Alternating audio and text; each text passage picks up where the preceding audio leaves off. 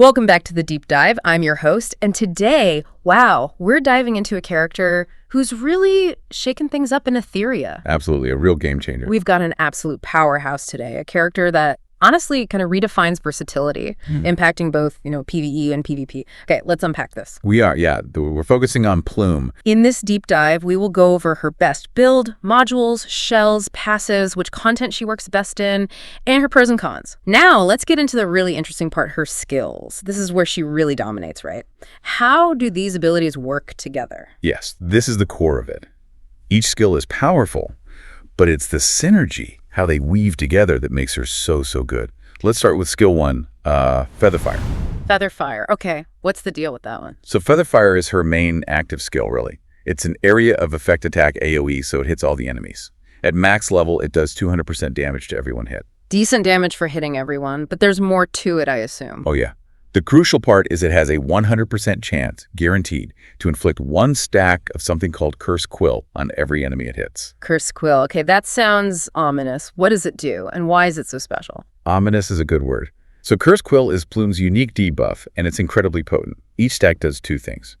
It increases the damage that enemy takes by 6%, and it reduces their speed by 3 points. Whoa, okay. Damage amp and speed reduction? That's nasty. And it stacks up to 10 times.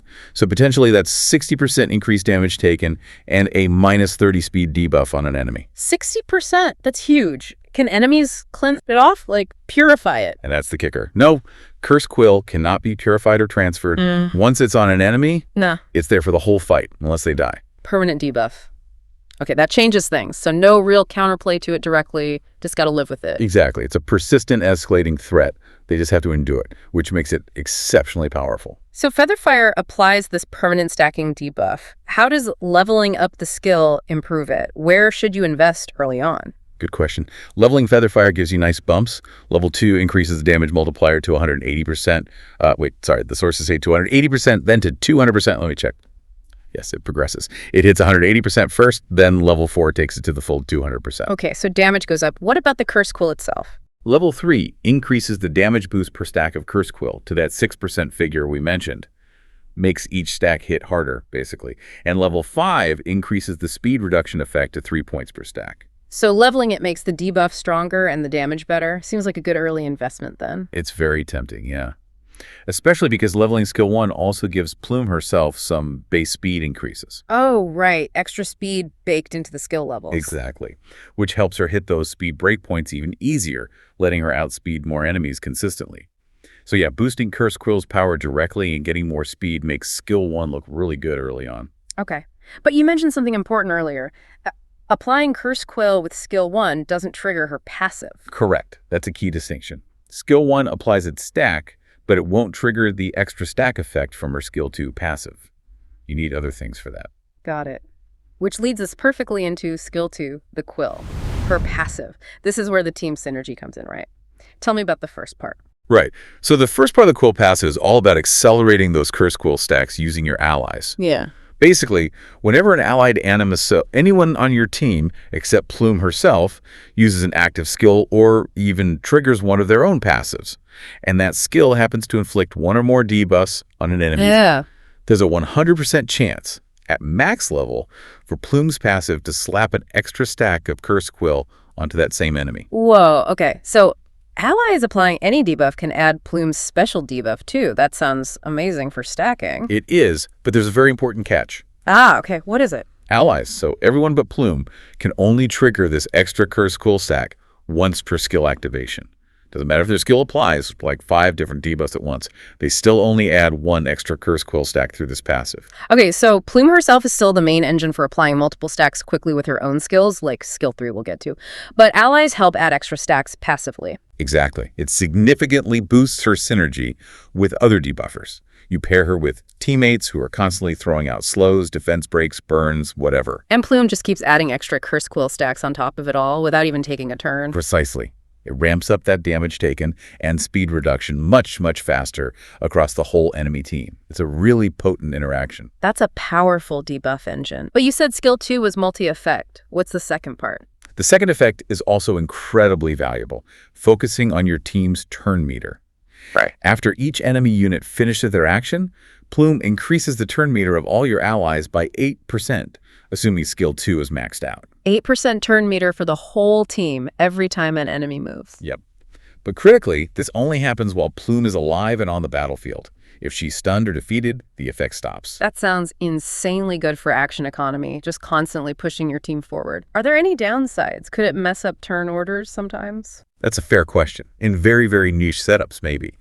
But honestly, 99% of the time, consistent turn meter gain like this is just a massive advantage. Right. Especially in longer fights or against fast enemies. It means your team gets more turns relative to the enemy. You cycle skills faster, maintain buffs and debuffs better, maybe even cut in and take a turn right before an enemy you would normally beat. It drastically improves your team's ability to act. Yeah, getting extra turns is always good. Okay, so how does skill 2 level up? What are the key milestones there? For skill 2, the turn meter boost starts lower. The source says 6.5% at level 2, and then it increases to the full 8% at level 4. Okay. And the chance for allies to apply that extra curse cool stack, that goes up too. It's 75% chance at level 3, and then it hits that guaranteed 100% chance at level 5. So the decision for the player is, right. Do I prioritize more turn meter push earlier or guarantee those extra curse quills from allies? Pretty much. It depends on your strategy and the content. If you rely heavily on cycling turns quickly or have a very debuff-heavy team where guaranteeing those extra quills is vital, then maxing skill 2 becomes a high priority. If not, maybe you focus elsewhere first and come back to it later for the consistency boost. Makes sense. All right, on to skill 3. Flame Dance. This sounds like the big one. The controlled chaos skill. Yeah. Controlled chaos is a good way to put it. Flame Dance is definitely overloaded with utility. It's another AoE attack hitting all enemies. Okay. But it hits 3 separate times. Each hit does 110% damage. 3 hits on everyone. Wow. And here's where it gets crazy. Each of those 3 hits has a 45% chance independently to dispel 1 buff from the target. 3 chances to strip buffs off each enemy. That's huge against teams with lots of buff like immunity or defense up. Exactly. But wait, there's more. Of course there is. Each hit also has a separate 45% chance to apply defense down for 2 turns, and another 45% chance to apply weakness for 2 turns. Hold on. So each of the 3 hits can potentially dispel, apply defense down, and apply weakness on every enemy. Correct. It's a whirlwind of debuffs and utility packed into one skill. Okay, define defense down and weakness for us again, and how does this tie back into the curse quills? Sure. Defense down is a big one. It cuts enemy defense by 60%, makes them take way more damage from your whole team. Ouch. And weakness reduces the damage the enemy deals by an extra 25%. So they take more damage and they deal less damage. Great combo. Definitely. So how does Flame Dance accelerate curse quills? Is it because it applies multiple debuffs? You got it. Remember, skill 2's passive. Allies applying debuffs add 1 curse quill stack per skill use. But Plume herself isn't limited like that when applying debuffs with her own skills. Because Flame Dance can apply 2 different debuffs, defense down and weakness.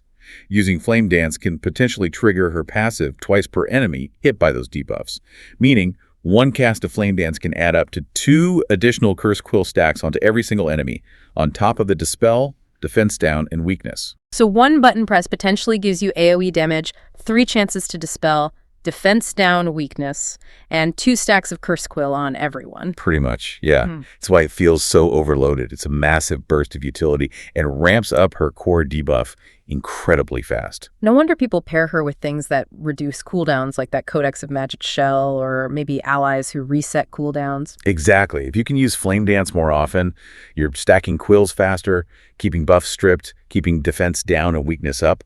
It just creates this oppressive cycle for the enemy team. Yeah. They can't keep buffs up, they take more damage, they deal less damage, and they get slower. It really does sound like she controls the whole flow. So this raises an important question. How valuable are the skill ups for Flame Dance? Good question. Let's look at the progression. Level 2 increases that dispel chance to 45%. Level 3 bumps the duration of weakness to 2 turns, which is nice for longer uptime. Okay. Level 4 increases the chance to apply both defense down and weakness to 45% per hit, makes it much more reliable. And level 5, the big one, reduces the skill's cooldown by 1 turn. So the consistency upgrades seem pretty important. Getting those chances up to 45%, is that mandatory? Mandatory. Maybe not strictly, but highly recommended, especially for consistency in tougher content like high-level PvE or PvP. Missing a key dispel or defense down because of bad RNG can be really frustrating and potentially lose you the fight.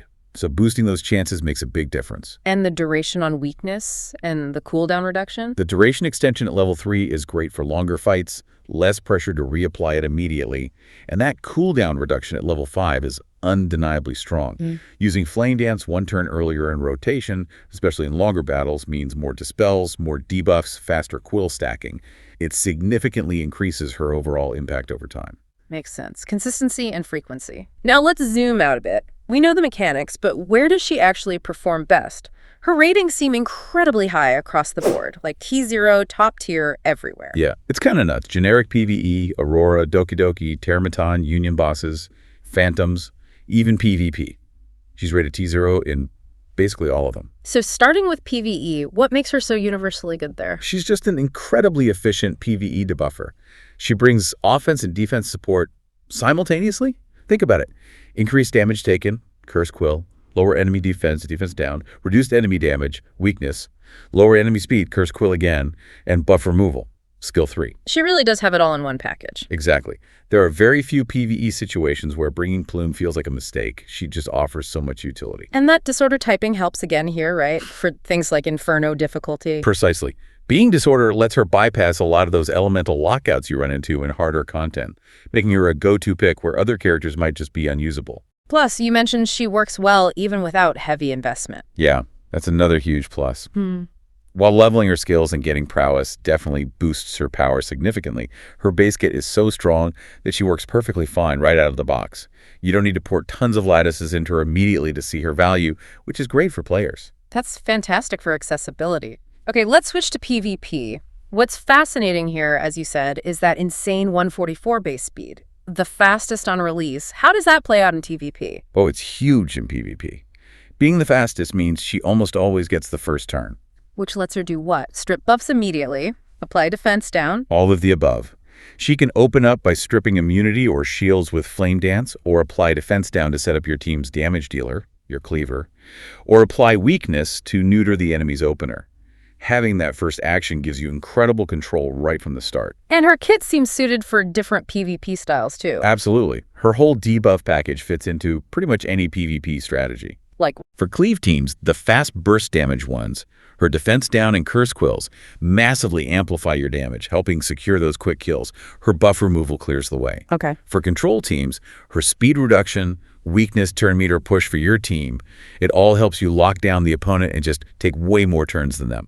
Total tempo control. Right. And even for bruiser teams, the tankier, sustained fight ones, her consistent debuffs, especially damage reduction from weakness, buff stripping, and gradual damage increase from curse quells, really help win those longer attrition battles. So she fits in cleave, control, and bruiser comps. That's rare. It really is. Yeah. That versatility is why she became one of the absolute hottest, most sought-after units for PvP pretty much instantly.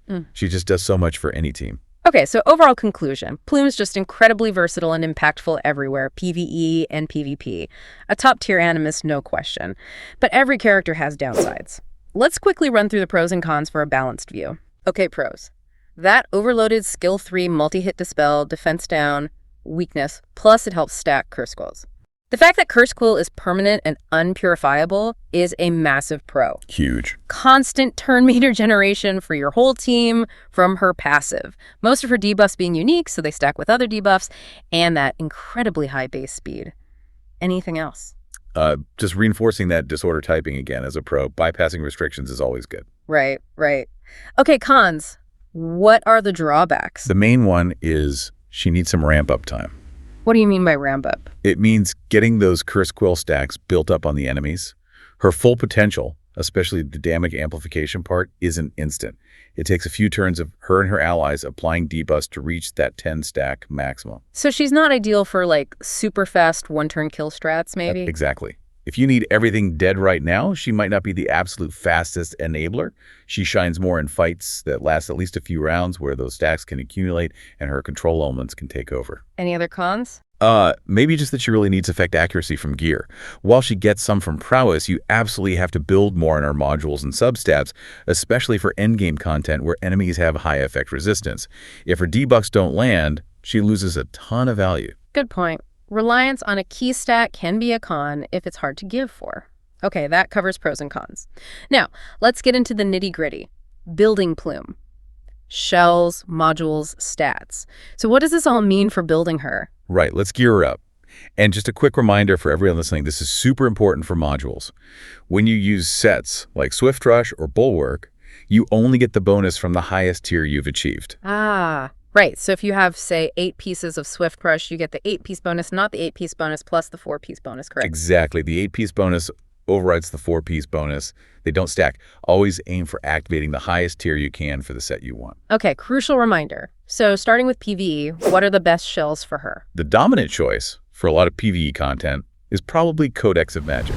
Codex of Magic. Okay, what does that do again? Its effect is, before the owner acts, unleashes the owner Animus's full potential, making their next skill cost no cooldown and increasing their speed by an additional 10% for 2 turns. No cooldown on the next skill. That sounds tailor-made for Plume's skill 3. It really is. It's dominant because it lets her, right at the start of the fight usually, use Flame Dance, get all those Z-buffs and dispels out, and then potentially have it ready again much sooner, or use another skill immediately. It enables back-to-back big plays. So immediate buff removal, faster debuff application, faster Curse Quill stacking right at the start. Great for burst or setting up combos. Exactly. Perfect for those kinds of PvE teams. And the modules for a Codex build in PvE. The standard template works well here. You really want that 12-set Swift Rush for maximum speed. That's almost always the goal for the 12-set on Plume. Okay, Swift Rush 12. What about the 8-set and 6-set? For the 8-set, Bulwark for defense is generally preferred for survivability, but Strive for attack is an option if you want a bit more damage from her.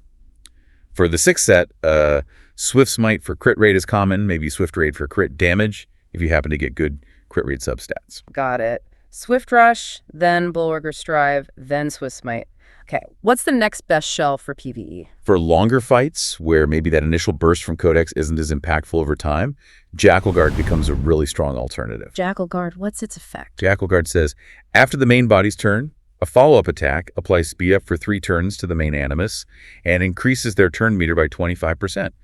Plus, the follow-up does decent damage. Okay, so follow-up damage, speed up for Plume, and a big chunk of turn meter for her after her turn. How's that better in long fights? It just provides more sustained value. Codex is front-loaded. Jackal Guard consistently gives Plume more turns through the turn meter gain and keeps her speed high with the speed-up buff. More turns means more debuffs, more skill 2 procs, more control over the long haul. Makes sense for boss fights or tankier enemies.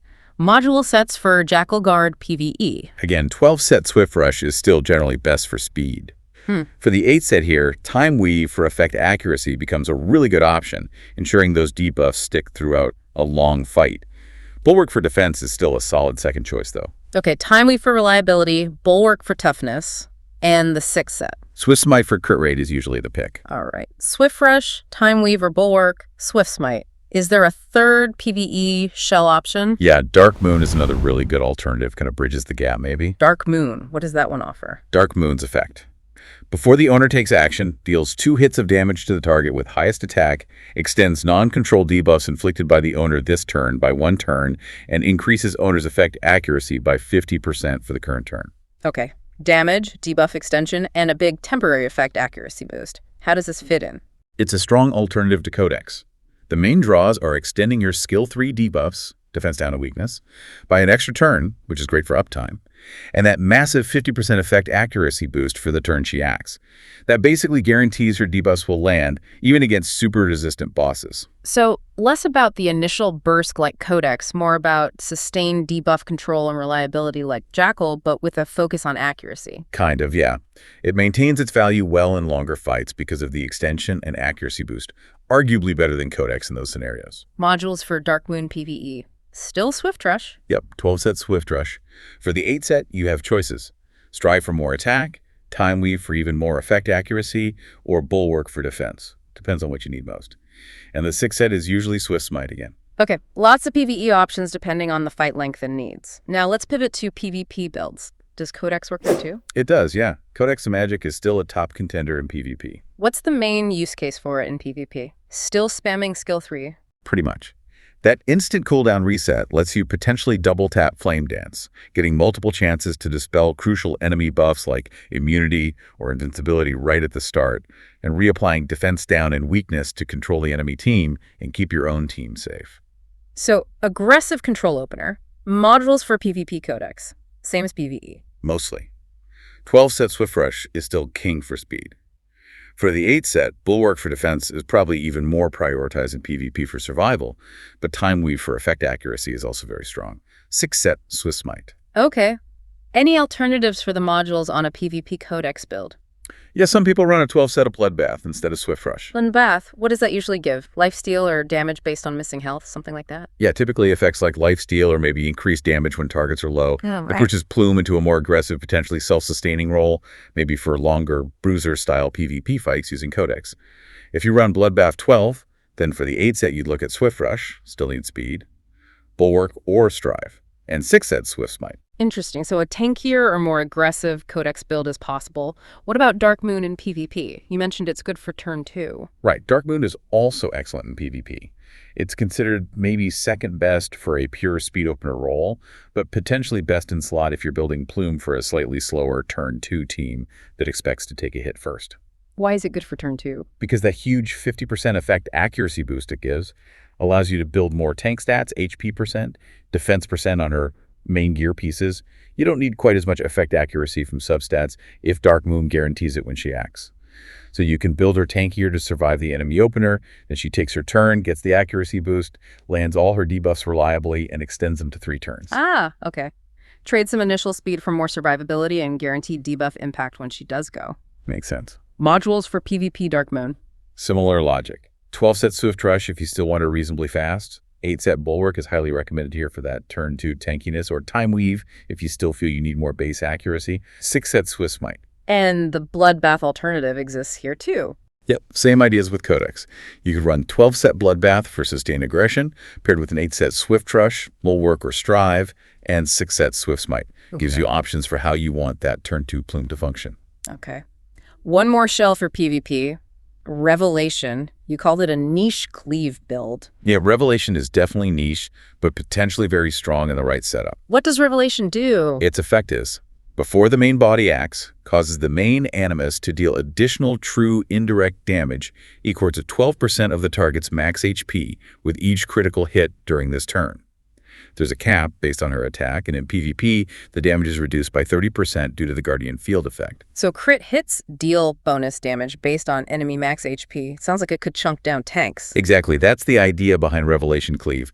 You build Plume with high speed, high crit rate, and enough attack. She uses Flame Dance, which is 3 times AoE, and hopefully crits multiple times on multiple enemies, triggering that bonus max HP damage to burst them down quickly. Need specific stats then. High crit rate is a must. Absolutely. You need high crit rate, good attack to maximize the damage cap per hit, and still high speed to go first. Maxing her skill 3 also becomes more important here to make sure its cooldown aligns well with Revelation's potential cooldown. Okay. Modules for this niche Revelation build. Still Swift Rush. Yes, 12-set Swift Rush for speed is crucial to enable the cleave. For the 8-set, you want offense. Momentum for attack is great to boost the damage cap, or Fury for crit damage to make the crits hit harder. And the 6-set has to be crit rate. Yeah. 6-set Swift Smite for crit rate is pretty much mandatory for this build to function. All right. Swift Rush, Momentum or Fury, Swift Smite. A very specific offensive build. Okay, we've covered shells and modules. Let's boil it down to stats. So what does this all mean for building her stats? What should players prioritize? Okay, let's break down the stats, starting with PvE. What are the absolute main stats you need for PvE, Plume? 2 vital stats. Speed and effect accuracy. These are non-negotiables. Why these two above all else? Speed, as we've said, ensures she moves first. Before your damage dealers to apply defense down and curse quills, amplifying their damage. Before enemies, ideally, to strip immunity buffs with skill 3 or apply weakness so they hit softer. It dictates the flow and maximizes her setup potential. Makes sense. And effect accuracy. Just as critical. If her debuffs don't land, especially in endgame PvE where enemies have high resistance, her kit falls apart, defense down doesn't apply, weakness doesn't apply, curse quills don't stack as fast from skill 3, she just doesn't work without enough effect accuracy. You need to ensure those debuffs stick reliably. Okay, speed and effect accuracy are top priority. What about conditional stats for PvE? Once you feel you have enough speed to go when you need to and enough effect accuracy that your debuffs are landing consistently against the content you're doing, then you pivot to survivability. That means HP percent and defense percent. Why survival next? Because a dead Plume provides no debuffs or turn meter boosts. Especially in longer fights, you need her to stay alive to keep doing her job. So after speed and accuracy are sorted, pump stats into HP percent and defense percent to make her durable. So for PvE's substat priority, it would look something like speed first until you get your desired number, then effect accuracy percent, then defense percent and HP percent are roughly equal priority after that. That's a perfect summary, yeah. Speed, effect, accuracy percent, defense percent, equalization, DPS. Okay. Now for PvP stats, you mentioned she can be built multiple ways. Speed opener, turn 2, revelation, DPS. Does that change the stat priorities? It does influence them, but the core stats are still important. So main stats for PvP. Speed is still generally best in slot, especially for the opener build. Going certs is huge in PvP. Effect accuracy remains crucial for landing those vital debuffs and stacking quills quickly in a fast-paced environment. After you have enough speed and effect accuracy for your chosen role, HP percent becomes very important for survival. PvP damage can be very high. You need Plume to not just get instantly deleted. Okay, speed, effect accuracy, then HP percent. What about conditional stats in PvP? Crit rate percent becomes a must-build stat. If you are specifically going for that revelation opener build we discussed, you need the crits to trigger the shell. But if you're not doing revelation, then crit rate is just a nice to have for a little bonus damage, not a primary focus. Defense percent is also conditional, not usually a top priority for a super fast opener, but definitely valuable for a turn 2 build or just general tankiness if you get it on gear. It's not bad, just usually secondary to HP percent after speed and accuracy. Got it. Speed, effect accuracy, HP percent are the core, with crit rate being essential only for revelation builds. Okay, one last gearing aspect. Shell passives, those specific bonuses you can get on shell slots 1, 2, and 3. Right, those allow for some final fine-tuning. What should we aim for in slot 1? Slot 1 offers main stats like HP, defense, HP percent, defense percent. Generally, you want either defense percent or HP percent. Which one depends on your overall build and substats. Are you lacking more health or more defense? Both are good for survivability. The flat stats, HP, defense, are less impactful than the percentages. Okay, defense percent or HP percent in slot 1, slot 2? Slot 2 is easy. Speed. Speed is king in this slot. Always take speed here for Plume. It's absolutely vital for her role. No compromises. Speed in slot 2. Got it. And slot 3 looks like effect accuracy options or damage taken reduction. Yeah, slot 3 gives you choices. You'll often see effect accuracy, gaze, or effect accuracy, insight. These might offer slightly different types or timings of accuracy boost. Gaze often being a larger chunk up front. The choice depends on if you need more consistent accuracy or a bigger boost on her turn. Alternatively, you can just take the flat damage taken reduction passive for more general survivability. So prioritize effect accuracy here usually, unless you're really struggling to keep her alive, then maybe damage taken. That's a good way to think about it, yeah. Effect accuracy, either gaze or insight, depending on preference, is usually the go-to for consistency, but damage taken is a viable defensive option if your accuracy is already covered elsewhere. Perfect. Okay, we've built her. Now let's talk about skill priority. Where should you invest those precious lattices first? Let's start with PVE. The recommended order is Skill 1, Skill 3, Skill 2. Why Skill 1 first? Skill 1 is top choice for PvE, primarily because its level-ups give Plume-based speed increases. Ah, right, the built-in speed boosts. Exactly. That makes hitting those crucial speed breakpoints much, much easier. Plus, leveling Skill 1 directly increases the power of Curse Quill itself, both the damage amp and the speed reduction parts.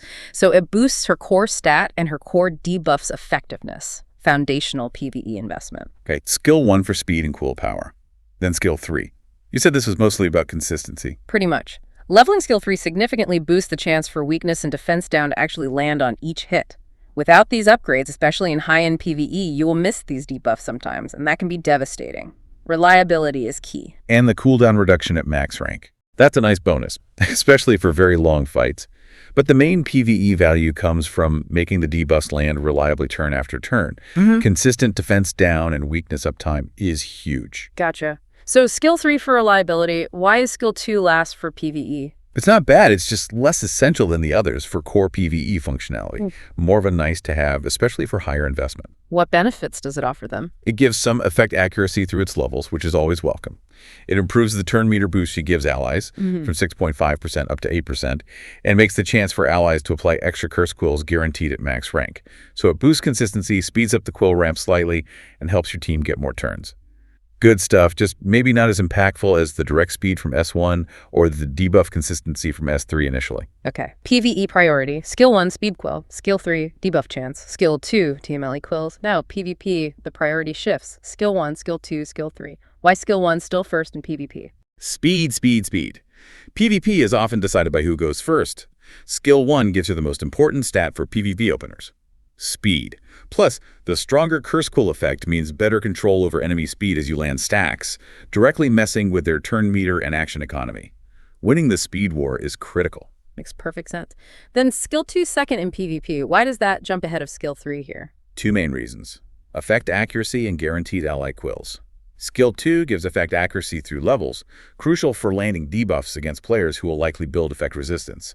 And getting the ally Curse Quill application chance to 100% at max rank is huge in PvP. It means every time your other debuffers act, you're guaranteed to ramp up those quills, adding pressure constantly. So reliability through effect accuracy and maximizing the passive quill stacking is more valuable than Skill 3's benefits in the faster PvP meta. Generally, yes.